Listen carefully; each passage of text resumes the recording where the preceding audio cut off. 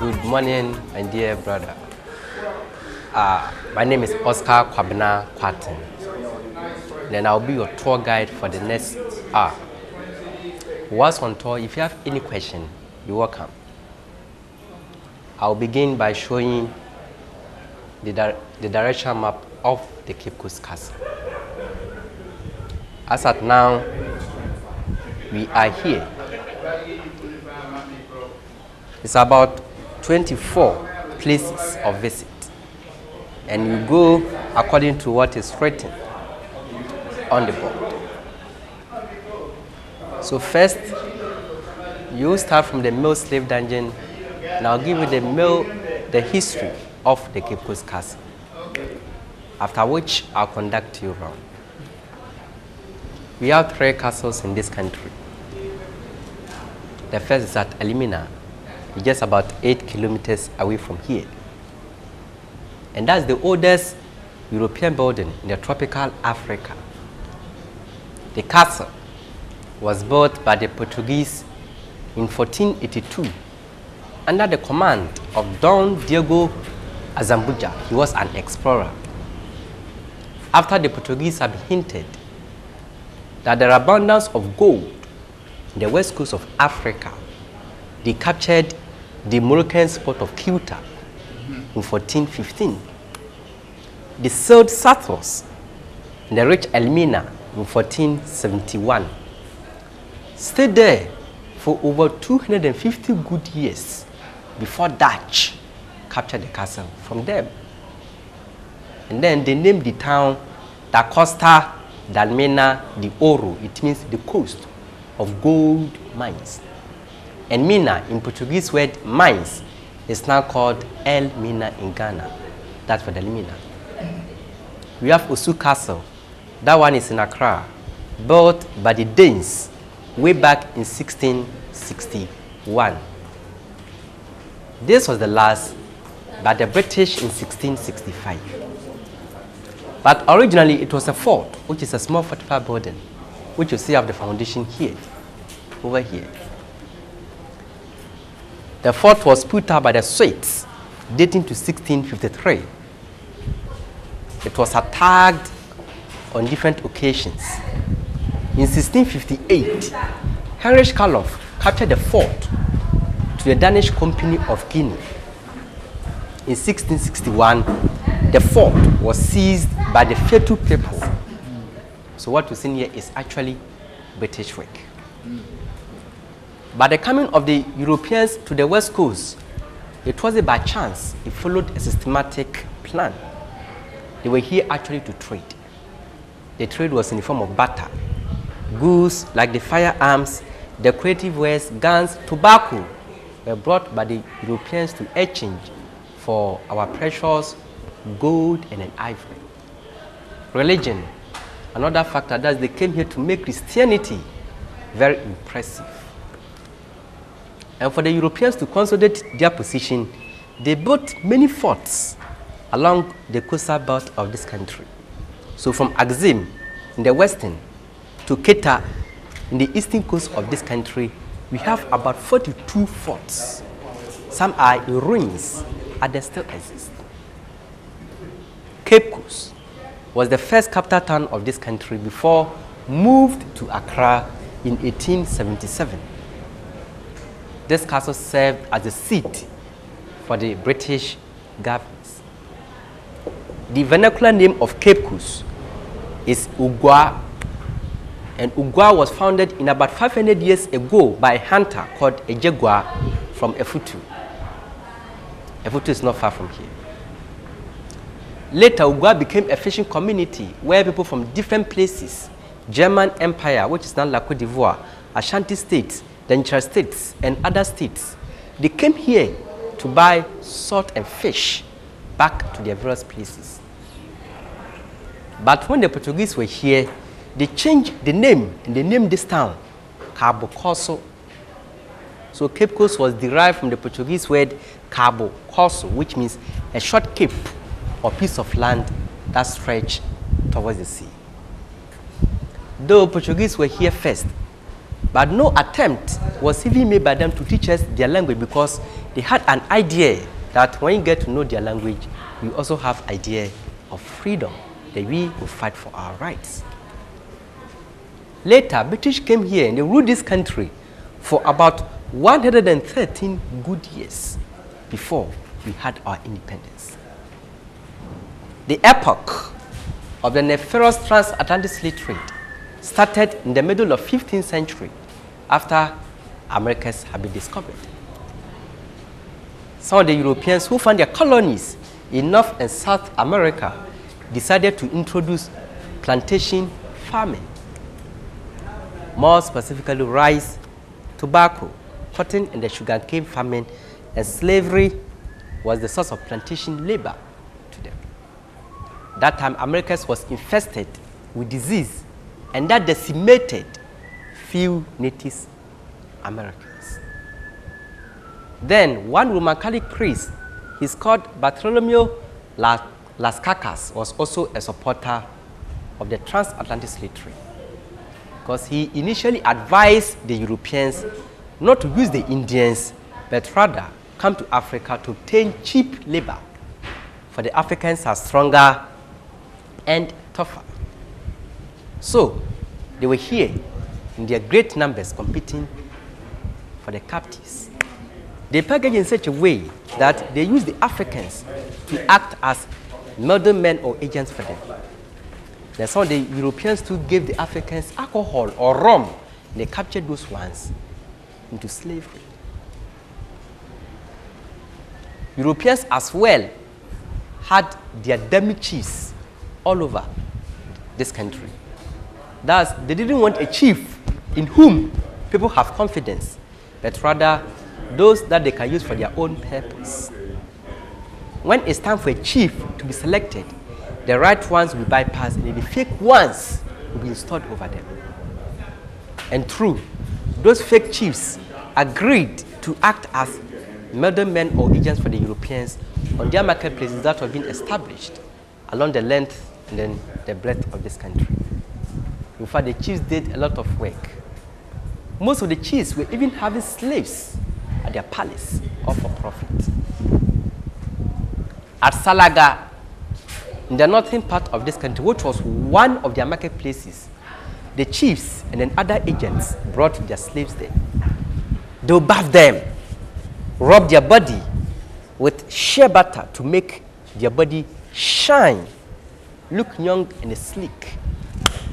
They gave them heavy food to eat to look strong and healthy before taking the African captives to the market to be sold. Criminals were sold into slavery, orphans and debtors were sold as slaves. Witchcraft in societies were sold into slavery. In the olden days, if you have witchcraft in a family, not even that person alone, but the whole family, just to get all of them out of the society, so those ones could be sold into slavery. And even now, trust me, if you go up there, that's to the northern part of this country, you still see similar of these houses. Some of the people there are still living, way back.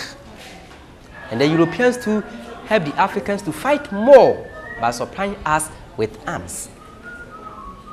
For instance, in the 17th century, every year British alone supplied West Africa about 100,000 guns free just to harm so that they could get more captives from us.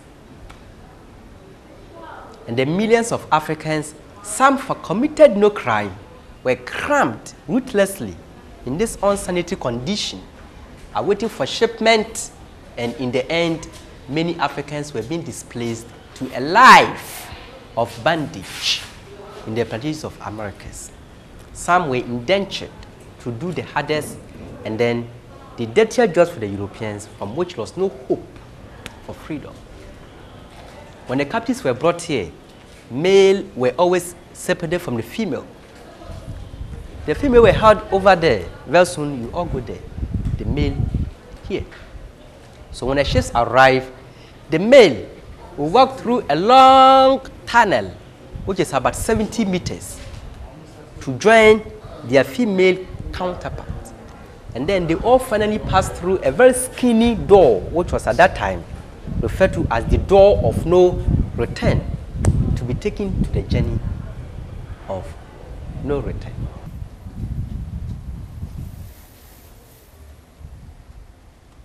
Watch your step.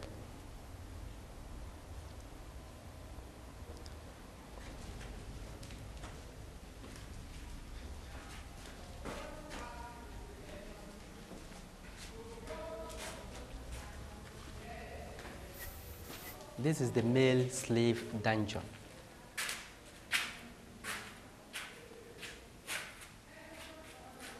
Please come closer. If you look up there, there is an open space. This was their light and then their air. It was even darker than this because this door was slammed by the British. Kept under this cold, dark and unsanitary condition to the end of the slave trade. Let me turn on the light. And then you all move forward a bit. They continue. Now you turn the light on. Yeah. All right. This is the male slave dungeon. About 1,000 men were ruthlessly held in this room from here to the last end. Slept on this floor, and they fed once a day. They were in shackles so that nobody could escape. There wasn't any light here. Light ventilation was that open space up here. No road, no vehicle, so all the captives passed through jungles. On their way here, their necks were tied with a strong rope to join each other, hands, legs fastened with chains. Some even walked over 2,000 kilometers though from Burkina Faso, Mali, and the northern part of this country, barefoot. Their legs were even twisted before reaching this place. The women too were carrying their babies at their backs. Some died because they fell short of food and then water. In this room, some decided to fight for their freedom. British were annoyed, captured those ones, and they kept them here. Please come for us to continue.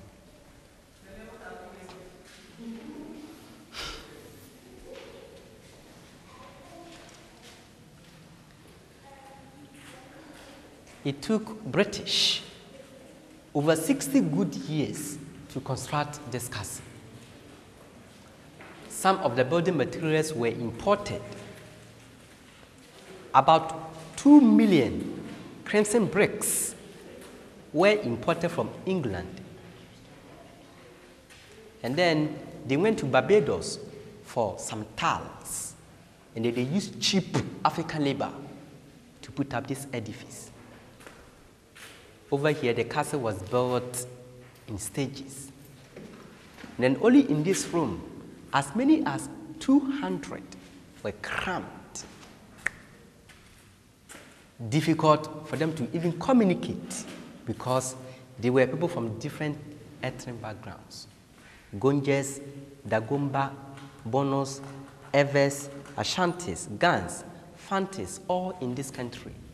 Later, British went to the southern part of Nigeria, Angola, Senegal, La Côte d'Ivoire, the Gambia, along the west coast.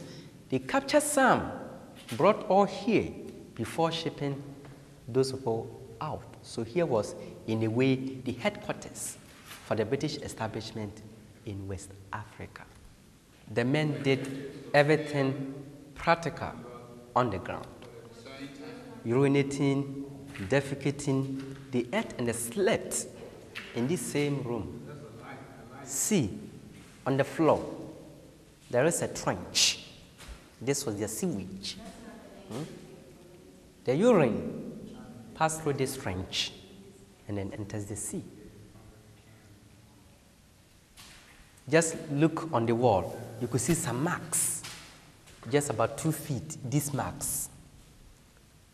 When this castle was officially opened as a tourist center in 1974, some archaeologists were here to do digging. Some from Syracuse University in the US, some from University of Ghana, and the staff of Ghana Museums and Monument Board. And what they found in this room was that from this level here up to this ground was platform of human waste. Yeah. It means that it was their feces that has piled up to this level. Here. So this was the original level of the floor. Then when their brothers were inside it, they ate and they slept in their own feces. There was a heap of dead Africans in this room, and those people were thrown to the sea for the fish to also feed on them. Others were buried in front of the castle. Some of the items found in this room during the digging was the shackles that were used to brace the slaves. And these artifacts are still being kept in our museum. After the tour, you go there and you see those things with your rare eyes. They were in this room for about 6 weeks. That was even the minimum, because some live here for about 4 to 5 months, depending on the time the ship will arrive. And there wasn't efficient ship at that time.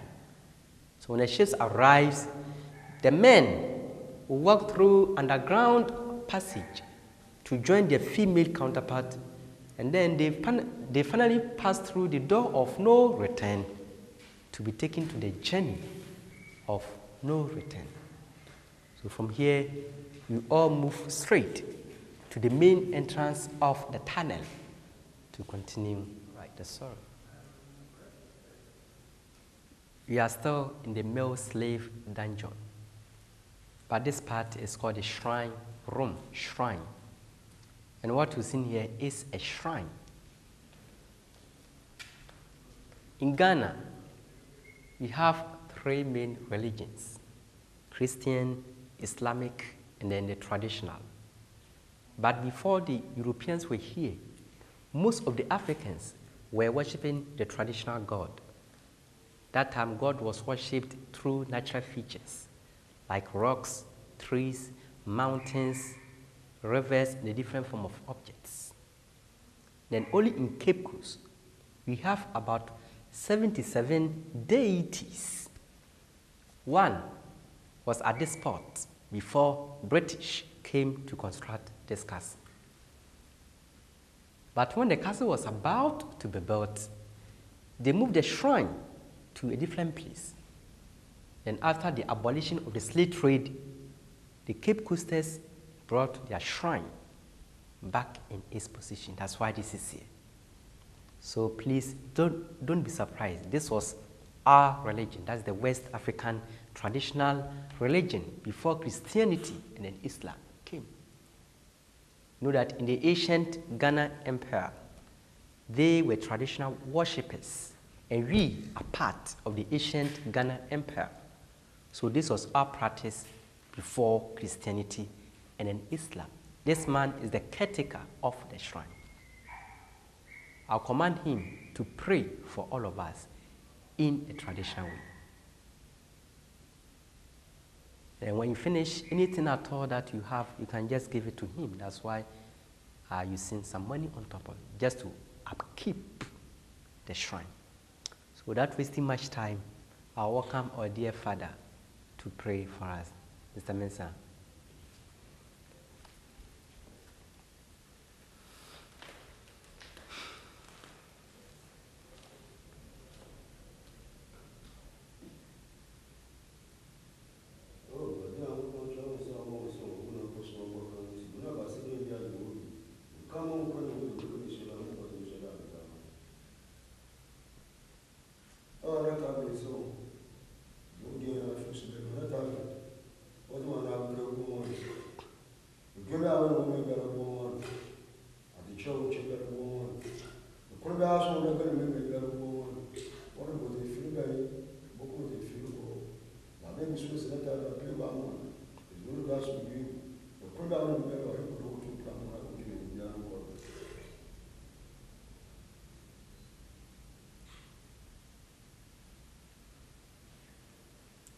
All right.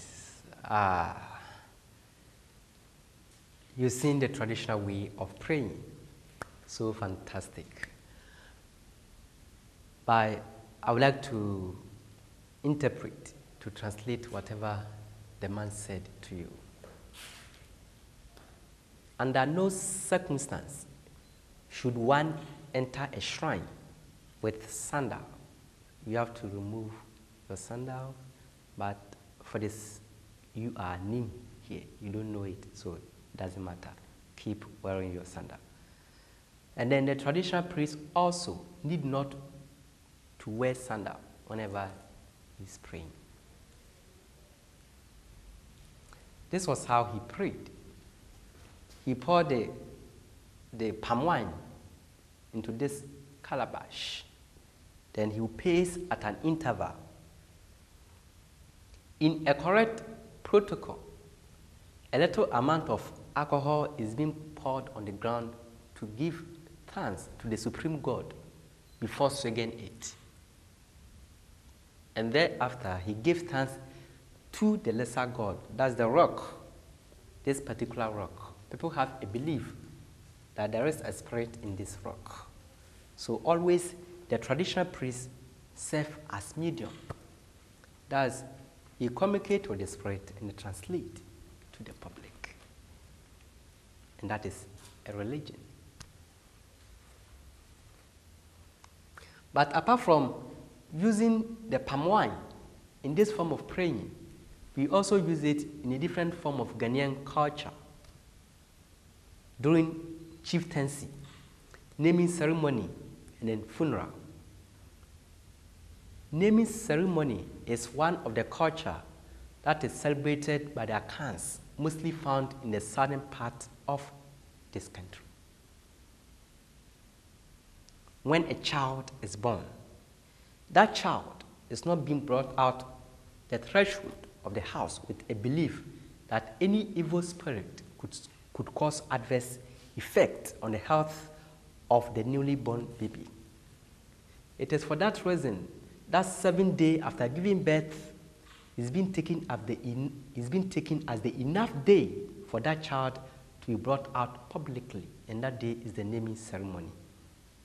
Friends and relatives will be invited, and usually a highly respected person in the family is called Abusiapain. He will be called upon to perform the rituals. You put the newly born baby on his laps, then puts his finger into an alcohol, drop it on the tongue of the newly born baby 3 times, and he said, "Ose, insa, insa." Then he once again put his finger into a water, drop it on the tongue 3 times. Then he said, "Ose, insuya, insu." Literally, it means that whenever the child says it's water, it must be water. And whenever he says it's alcohol, it must be alcohol. The water symbolizes the behavior of truth. And then the alcohol symbolizes the behavior of liar. So it means that as the child is coming to the world, should be truthful, shouldn't be a liar. So you mentioned the name, Kofi Mensah. Let your yes be yes, and let your no be no.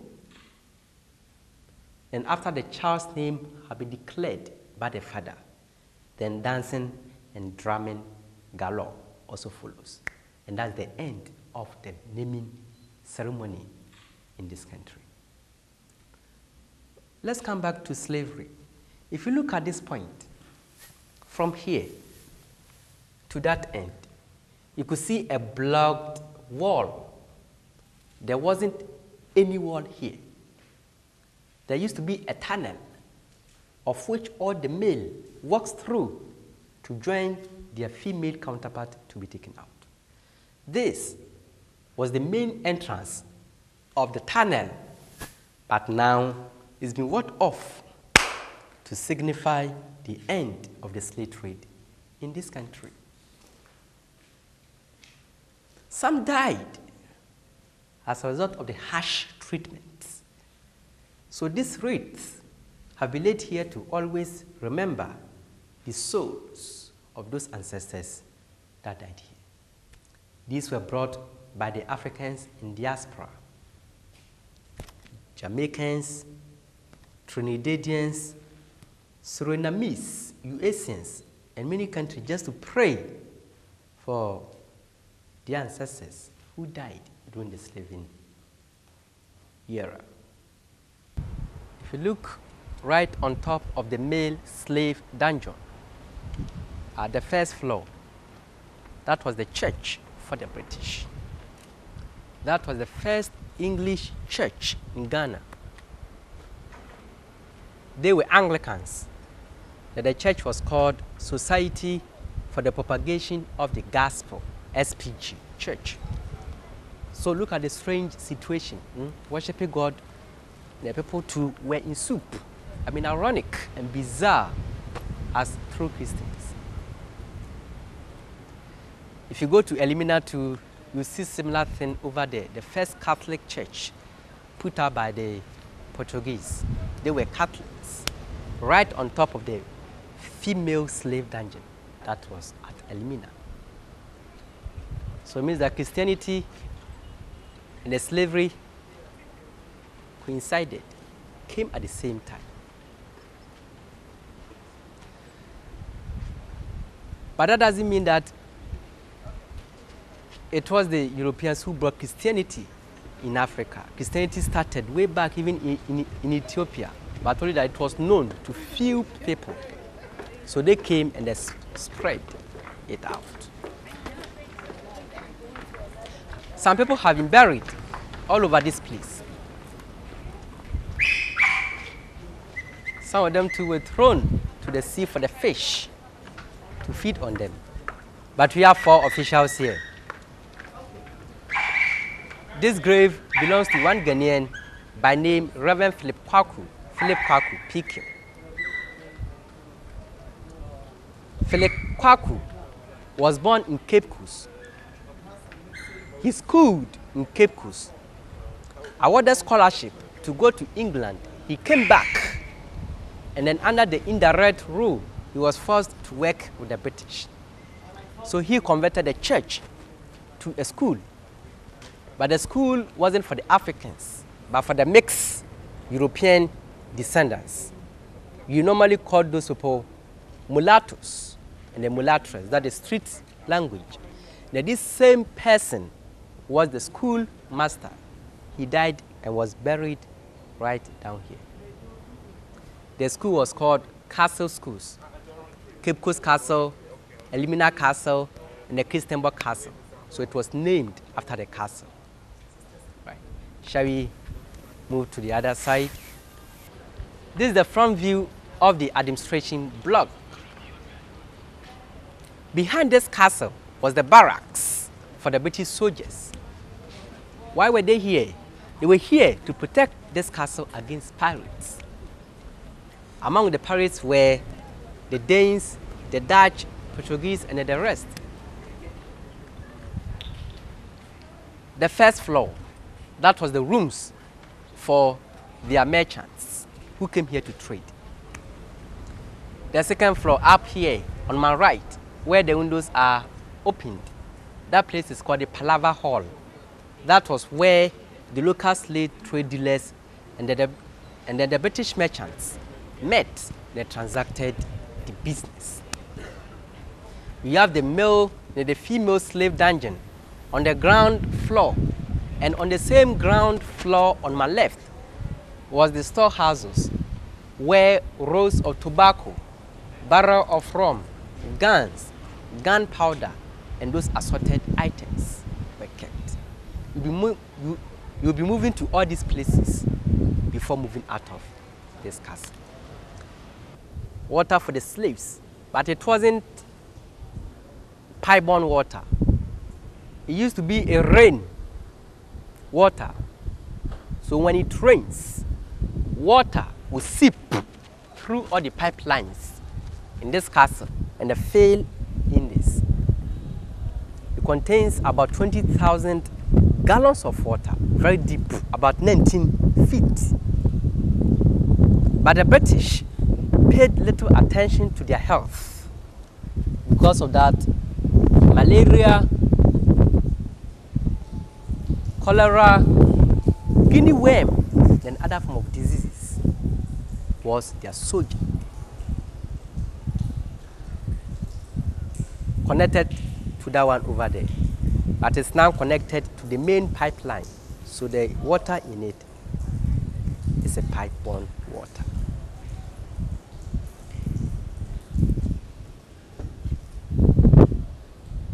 Shall we move towards the sea to show you something? All right, you're now walking on top of the tunnel. The tunnel starts from the shrine room, that window. So when a ship arrives, the mail will walk through this point. Underneath was the tunnel, and then join the female counterpart. You'll be going there soon. These were the ammunition that the British were using to defend themselves. They had the cannons, the cannonballs, and then the mortar, because there were a lot of external attack here. British, the Danes, the Dutch, Portuguese, almost everybody, they were fighting for position and for belongings. So, in order not to be overpowered, they'll fill these metals with gunpowder. And thereafter, they will insert the balls here into them after filling in with gunpowder. They will light fire at this end to heat here. Then they start exploding. Travels about 2 kilometers to set the ship ablaze and destroy the plans of those outside enemies. The ship doesn't come here because of the rocks. It has to berth about 2 kilometers, so it travels afar. And then they use the canoes to carry the slaves to the ship, and the ship will be taking them out. This is a section of the tunnel. The tunnel was connected to the shrine room from the male slave dungeon. That was the entrance, but it's been walled off over that side. So when the ships arrive, the male will walk through this point. It doesn't end here, down it goes. And then this space was for those security who kept their eyes watchful at the slaves as they walked through the tunnel to be taken out. There's no stairs here, but if you want to take a look, just stand here and then have a look.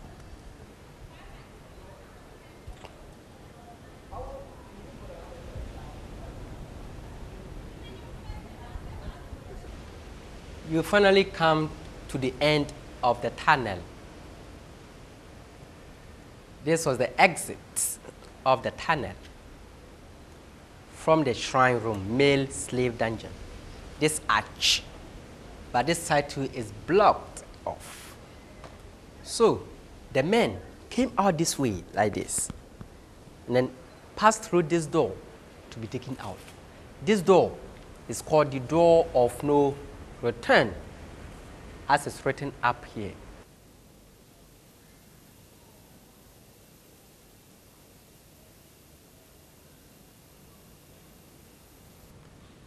You are in the female slave dungeon. But the women were having 2 rooms, this and then the one across. Then only in this part, about 150 occupants here. Same as that place, making 300. The door and the window slammed. Light, ventilation was that free space up here. British soldiers never brought their women here because of malaria and other tropical diseases. So what happened was that they raped some of the women in this dungeon. Then among the beautiful ones in this room, the governor too selected those and has sex with them in his residence up there, and thereafter back here. There were a lot of children in this castle. It means that children too were taken into slavery. The children here were naked till maybe the person reached 15. That something will be used to cover only the lower part of your body, but the up, nothing. And some of the British officials went to Cape Coast village for some wench. Some had 5. Some even had 10 girlfriends in this castle, provided you can pay 15 or 20 pounds sterling to the family that some of them afforded. But if you get pregnant in this castle, then that one, they will set you free. They will release you. They built some houses, stone houses for their wives, and their women in town to go and live in. Then even later, there was a ceremonial marriage between the Anglo-Saxons and then the Ghanaians. After giving birth, then a Britisher will go and see the African woman. He will just name the baby boy after himself. So they gave their baby boys familiar names in this particular town. Here are some of the names.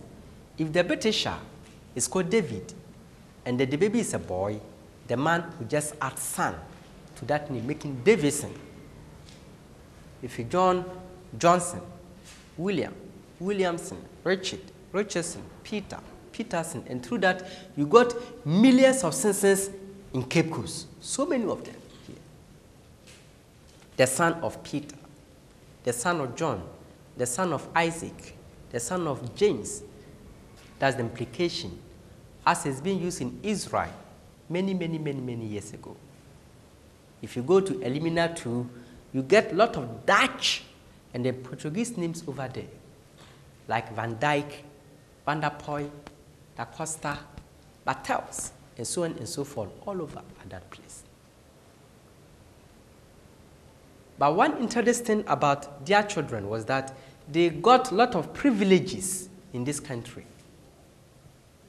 Good education. In fact, their children had everything at their disposal because their fathers were Anglo-Saxons. Then their wives, oh, splendid, beautifully dressed, unlike the natives with bushy hair and the loincloth on their body. But the captives were in this room for about 6 weeks. That was even the minimum. So when the ships arrived, male, female here will just walk through the door of no return to the ship. But in the ship, they were packed spoon-wise, right?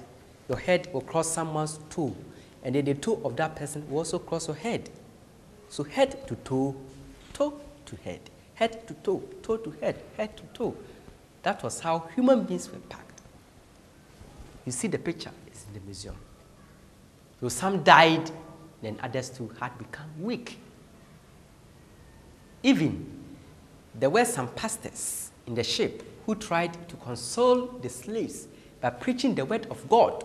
They're singing more hymns to them. We have this song which is very popular in our hymns.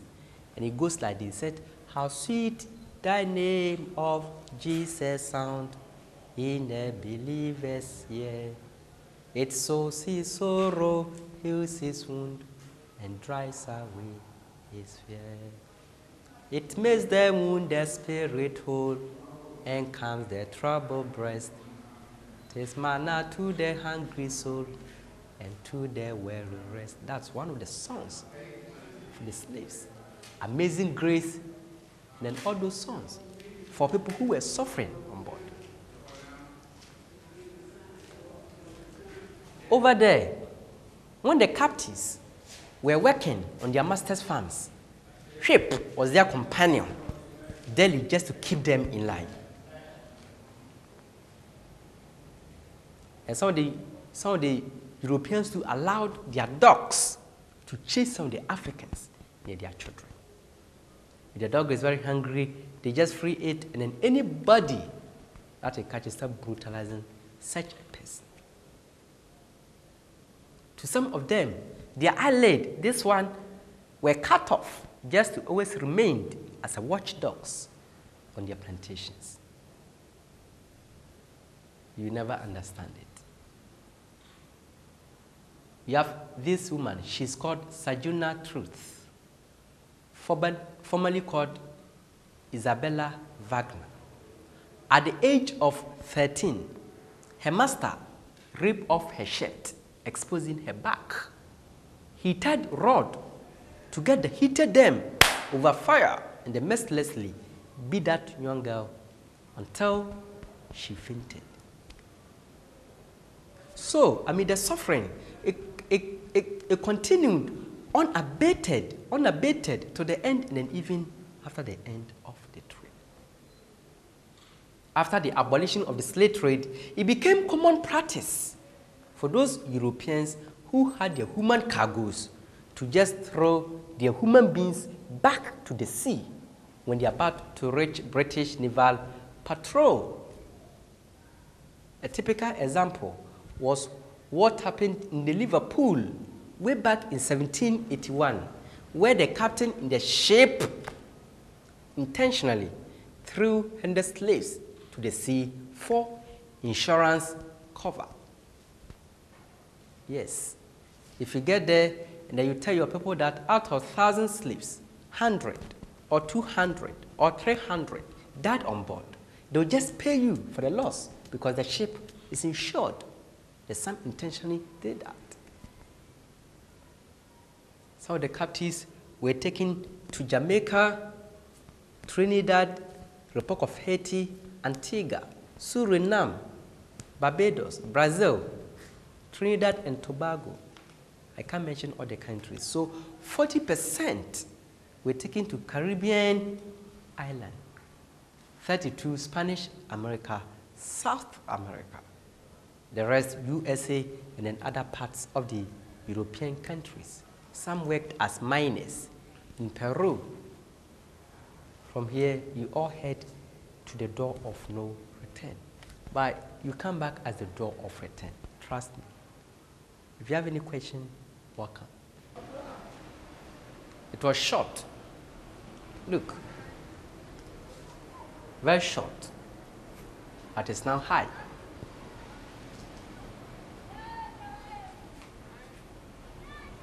Now, the slave trade is over. Now you're going to see wonderful things from our ancestors who were taken, the descendants of our ancestors who were taken from Africa. And then, just come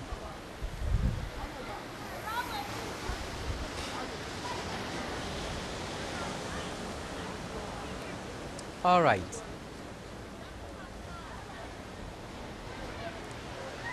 They use the canoes to carry them to the ship, and then the ship will be taking them out.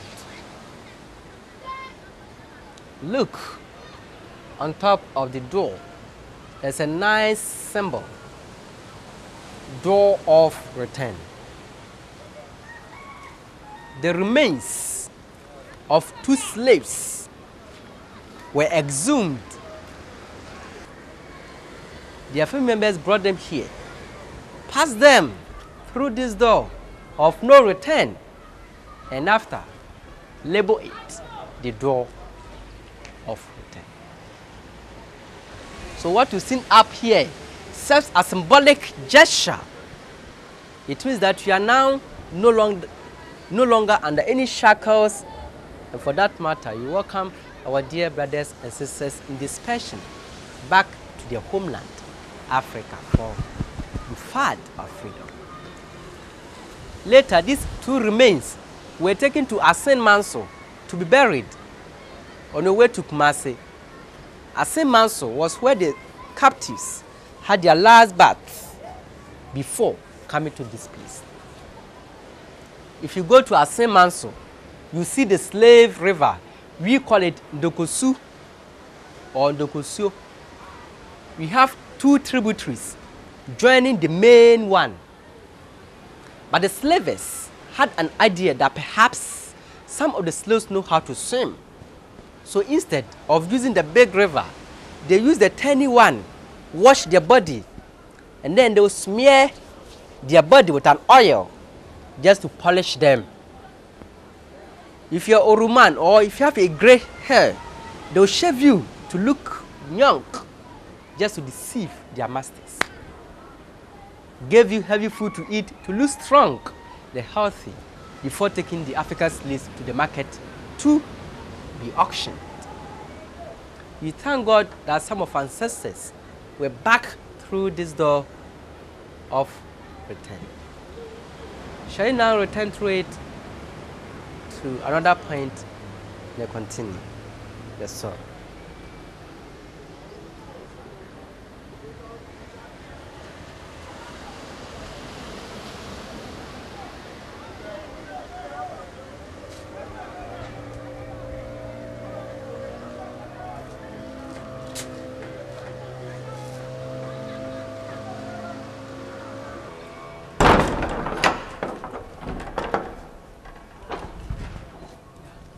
All right.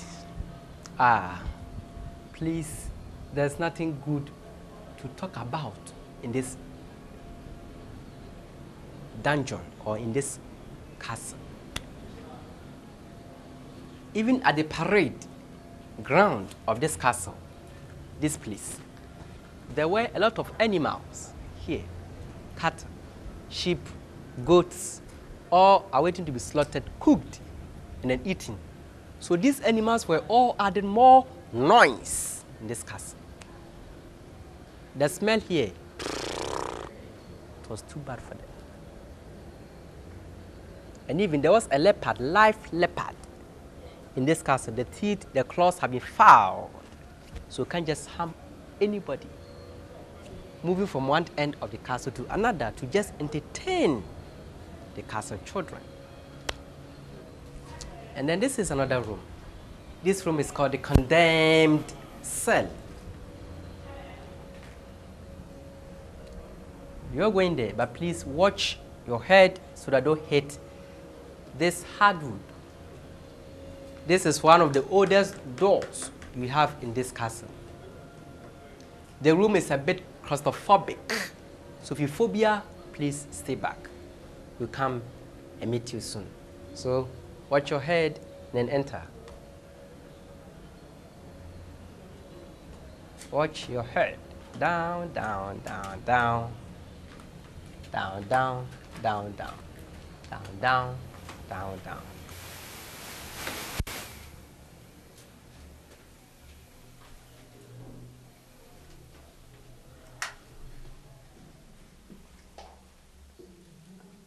All right, please I don't mean any harm, just to show you something. This was the condition at that time in this room. Dark, as you can think of. It was even darker than this because the 3 doors here slammed by the British. This room is called the condemned cell. That's the word, condemned. Some of the captives were very defiant. So those ones were condemned in this cell to death. No food, no water, and no air. See, 3 doors closed by the British.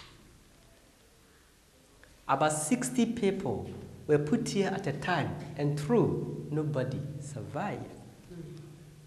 They threw them to the sea, put another 60 here, died off the sea. Another 60 died to the end of the slave trade. One interesting thing about this room was that even if one person dies here, that person will not be taken away forthwith. They wait till the last person dies before they dispose the corpses. So some struggled. They used their teeth and their chains to scratch on the floor. Just look on it. You can see some marks here. Others still struggled. They used their teeth and their fingers to deeply scratch on the wall before dying, for their death was unnatural. They died painfully from asphyxiation, that's the deficiency of oxygen to the body. If you go to the Elmina Castle too, you see similar thing over there, another condemned cell by the Dutch and then Portuguese. So it wasn't only the British. Thank you very much. And you'll go back. But once again, watch your head carefully. You are in a different section. And this room is called the Palaver Hall. Palaver. Please, everything in this room is modern. Top and down, the doors and windows, everything is new here. This was where the buying and the selling the slaves took place between the African slave trade dealers and then the British merchants. One man was etching for 3 guns, and then a woman was for a gun. It means that if the local slave trade dealer gave the British merchants 1 man, in return they gave 3 of their guns to that local person. If a woman a gun back, you're a woman, you have your baby, you and the baby same price, so the baby will be bonus or plus to them. Then what was the end result of these guns? Ashantis against Fantis, Ashantis against Eves, Cape Coasters, Sopondais, Cape Coasters, Anomabos. I mean, creating all sorts of ethnic animosity all over the country. Rolls of tobacco were used for the exchange. Barrel of rum were all included in the trade. They were also priced according to weight, not my weight. Big ones, 4 pounds, 5 pounds. The highest was 25 pounds sterling, not exceeding that. Even with that one, they will examine that person critical. Your eyes, your nose, your teeth, fingers, look up to know that this man physically healthy before you could get that high price. These were the original marble stones brought from England for the construction of the Cape Coast Castle. Marble brought from England for the construction of the Cape Coast Castle.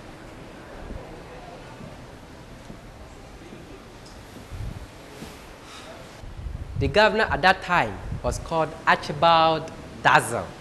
So this place was named after that man. You call this place Dazzle's residence. But please, Just come to my stand.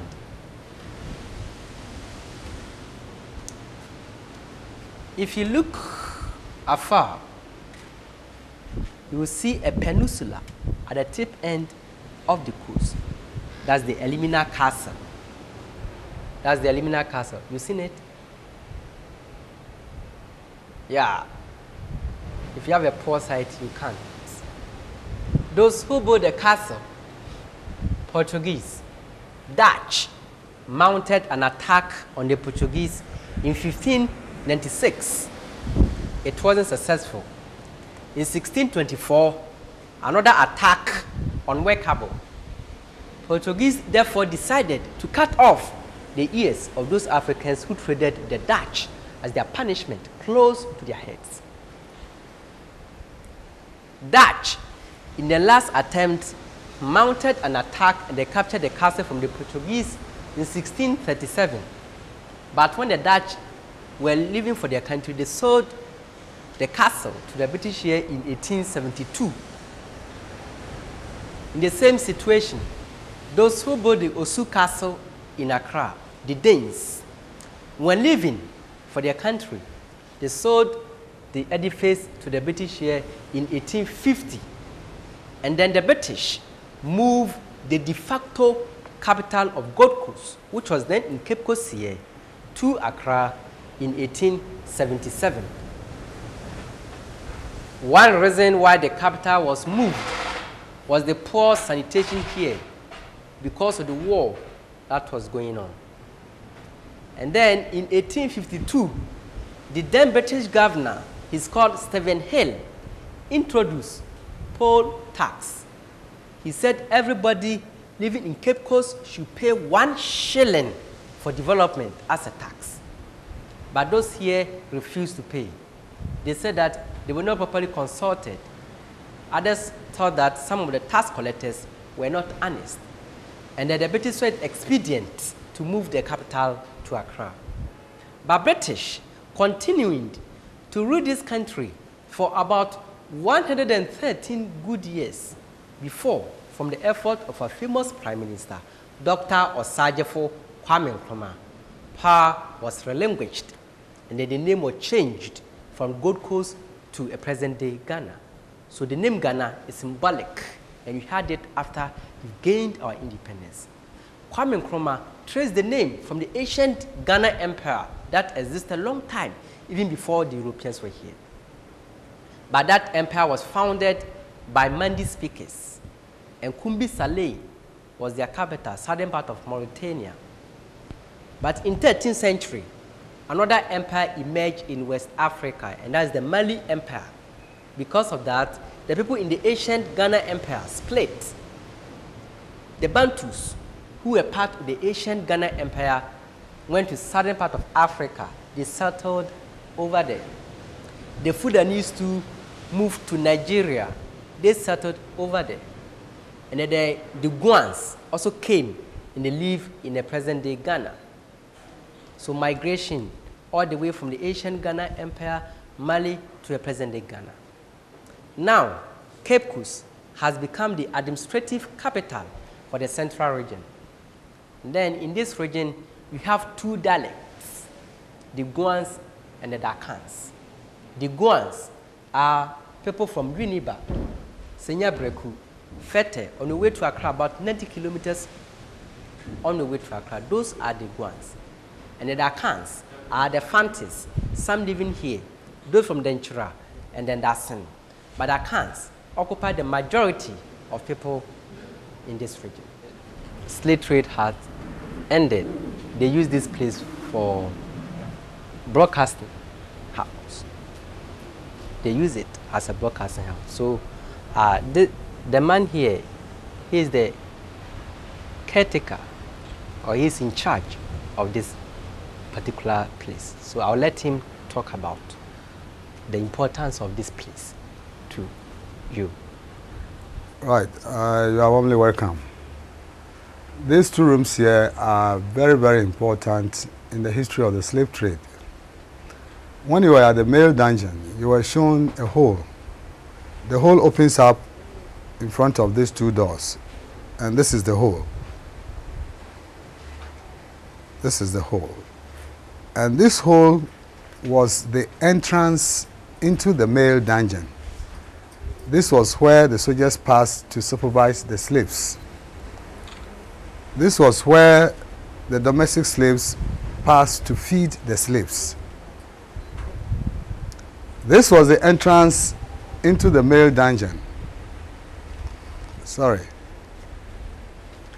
This was the entrance into the church, the first English church in Ghana, the Anglican Church, who called themselves the Society for the Propagation of the Gospel. You see, the church room was very small because it was only the white soldiers who were using it. While some would be on security duties, others would be here to do church service.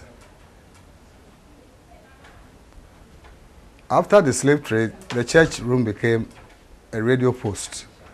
The British were using radio to communicate with their settlements along the coast. Let's get into the classroom, the first classroom in Ghana.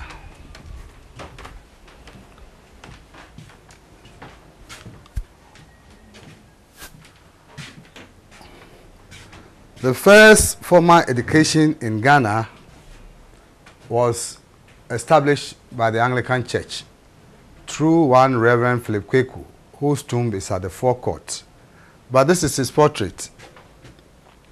This is the portrait of Reverend Philip Kweku, a native of Cape Coast, whose father was buying slaves for the British.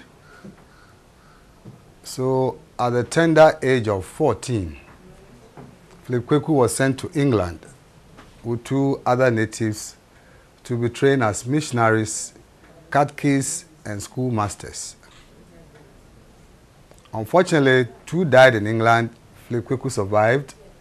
He came back 1765 and established the first classroom in Ghana in this very room, which was called Castle School. All the items you see here are through generosity of people who have come to see our work. And I'm proud to say that about 90% of all we have here comes from the brothers and sisters in the diaspora. So we've been helping 80 kids out now, free of charge, because we have come to realize that the right education is the most powerful weapon any child on earth can have. This is what you have. Have you heard of Panafest? Yes. Yeah. It was during Panafest that the National House of Chiefs placed this plaque here in 1994 to render an apology to our dear brothers and sisters in diaspora. And it reads, in everlasting memory of the anguish of ancestors, may those who died rest in peace. May those who return find their roots. May humanity never again perpetrate such injustice against humanity. We, the living, vow to uphold this. Lot of lessons. One to the Africans, another to the Europeans. To the Africans, it goes to those people who were acting as middlemen or agents for the new generation not to repeat such mistakes. And it also keeps reminding the Europeans not to commit such crime against humanity. For it's even difficult to determine whose fault is it. When injustice had happened in the distant past, but the effect remains. The Africans, the Europeans, the Americans, and everybody has to consider the part each played in the long chain of historical injustice. And let's all vow henceforth that humanity on this earth will never again perpetrate such injustice against humanity. My dear brother, we are Africans, so let's love our continent Africa. Let's be faithful to Africa. Let's work tirelessly to raise Africa in a high esteem so that Africa too will be a better place to live for me and you, and then the generation yet to be born, so that those people who still see Africa as a dark continent will come and see the realities on the ground. Let's all walk a path of righteousness on this continent, a path of shepherd, a path of justice, so that the whole Africa continent will live at peace. On that note, I'm Oscar Kwabena Kwatin. Here ends your tour in the Cape Coast Castle.